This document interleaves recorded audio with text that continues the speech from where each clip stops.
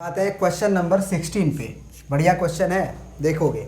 कह रहा है कि in a hostel 60% of student read Hindi newspaper, 40% read English newspaper and 20% read both Hindi and English newspaper. फिर बोला गया कि अ स्टूडेंट सेलेक्टेड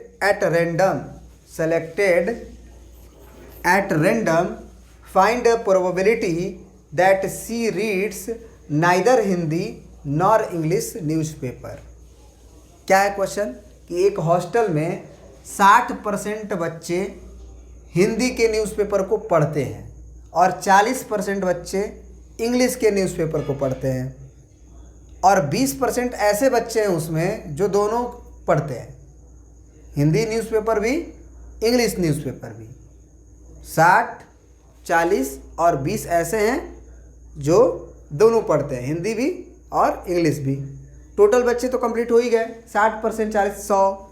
इन्हीं में से कुछ ऐसे भी बच्चे हैं 20%, 100 में से 20 बच्चा ऐसा है कि वो दोनों पढ़ता है। चलो बढ़िया है। कह रहा कि पूरे विद्यार्थी में से एक बच्चे को हमने एट रैंडम सेलेक्ट कर लिए, वो लड़की सेलेक्ट हो गई। क्यों? क्योंकि आगे लिखा हुआ है कि find the probability that she reads neither Hindi nor English. मतलब न तो वो हिंदी न्यूज़पेपर पढ़ती है और ना ही वो इंग्लिश न्यूज़पेपर पढ़ती है, मतलब कोई नहीं पढ़ती है। ऐसे भी बच्चे होते ही है जो न्यूज़पेपर नहीं पढ़ते हैं। तो भैया इसको वेन डायग्राम से बनाओगे तो मज़ा आएगा।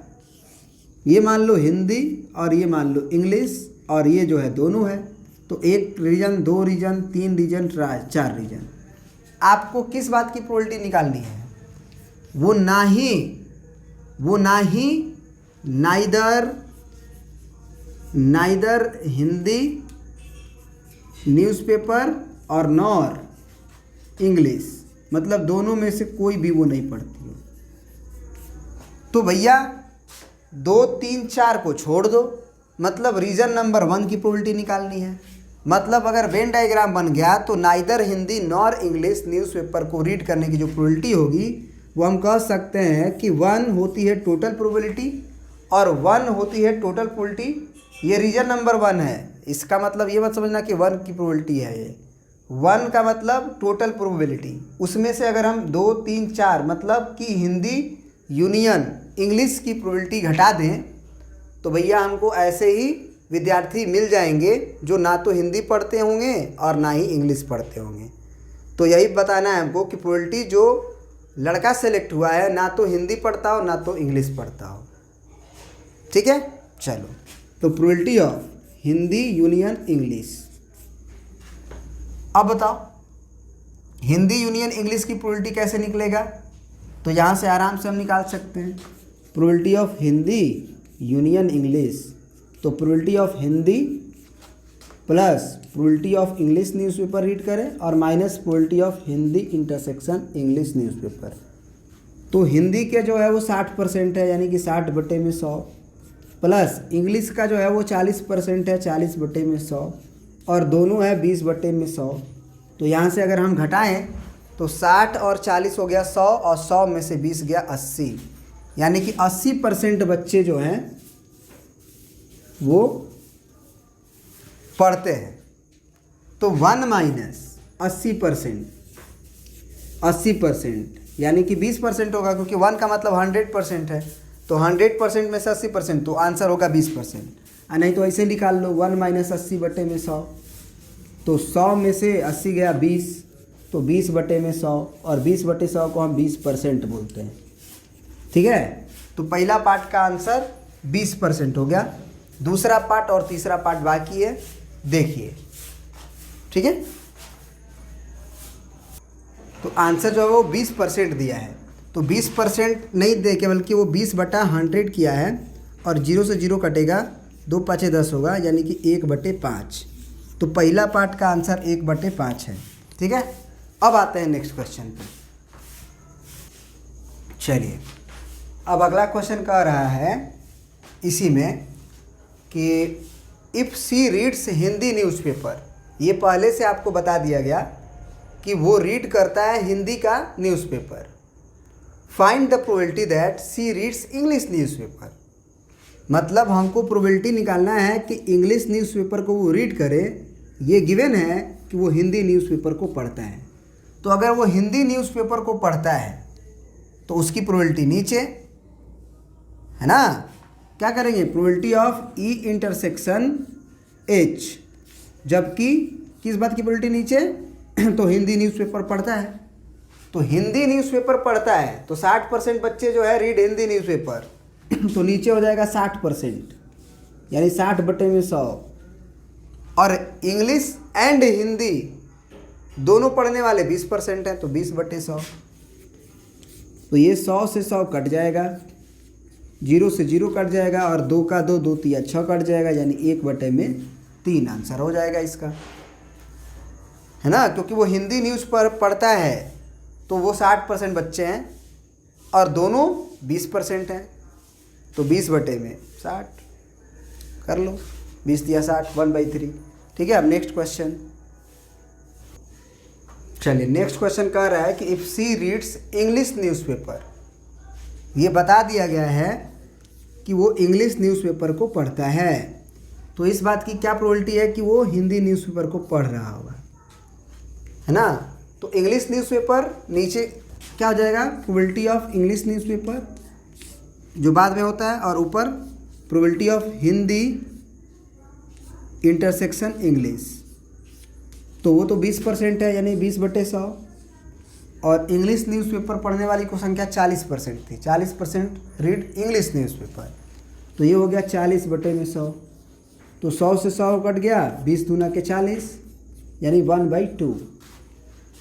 तो तीसरा पार्ट का आंसर हो गया 1/2। अब आते हैं नेक्स्ट क्वेश्चन। चलिए अब आते हैं नेक्स्ट क्वेश्चन। क्या कह रहा है कि choose the correct answer in exercise 17 and 18। Optional सवाल है, 4 ऑप्शन दिए हैं, एक सही मारना है। The probability of obtaining an even prime number on each die when a pair of dice is rolled.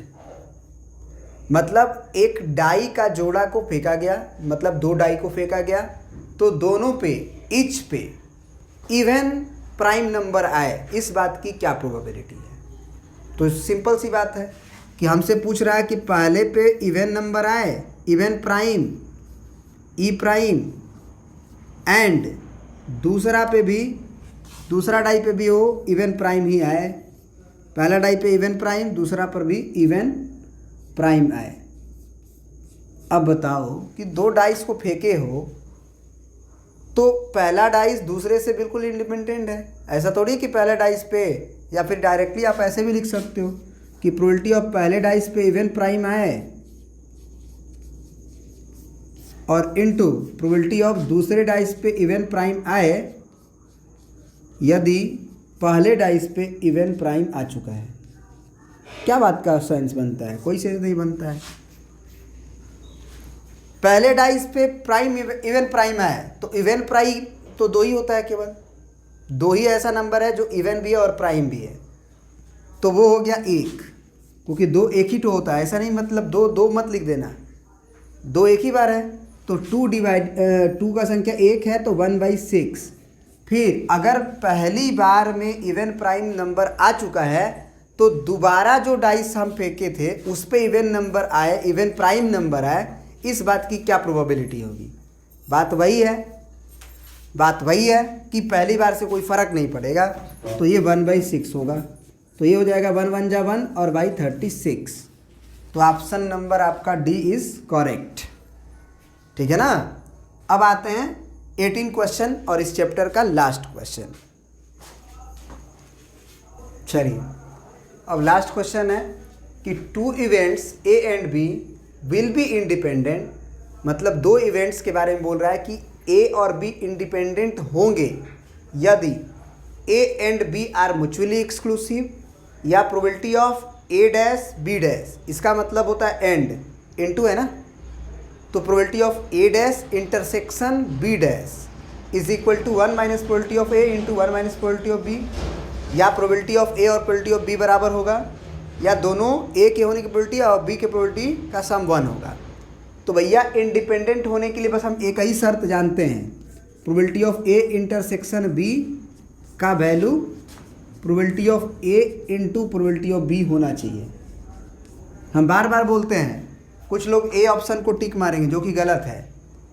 ए और बी म्यूचुअली एक्सक्लूसिव का होना का मतलब होता है कि ए और बी इवेंट्स के अंदर कुछ भी कॉमन नहीं हो, जबकि इंडिपेंडेंट इवेंट्स में दोनों में अगर कॉमन नहीं होगा तो वो इवेंट्स म्यूचुअली मतलब इंडिपेंडेंट होंगे ही नहीं, क्योंकि दोनों में कॉमन होता है, दोनों का एक साथ घटना होती है, यानी कुछ न कुछ कॉमन रहता है, तो म्यूचुअली एक्सक्लूसिव तो बिल्कुल नहीं होगा।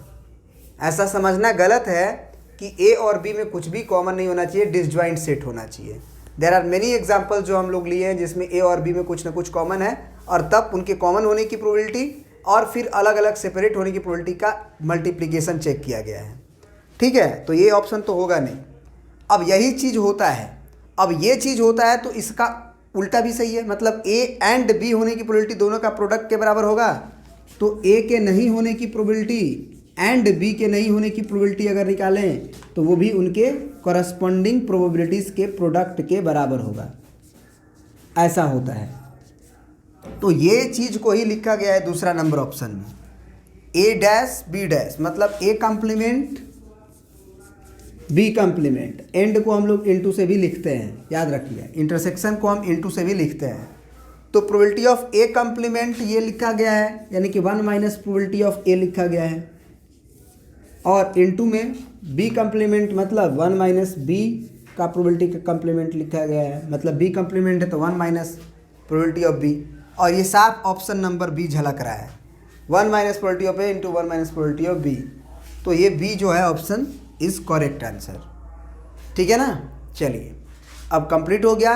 नेक्स्ट चैप्टर में हम लोग पढ़ेंगे बेस थ्योरम के बारे में और टोटल प्रोबेबिलिटी थ्योरम के बारे में। चलिए मिलते हैं नेक्स्ट वीडियो में। Thank you.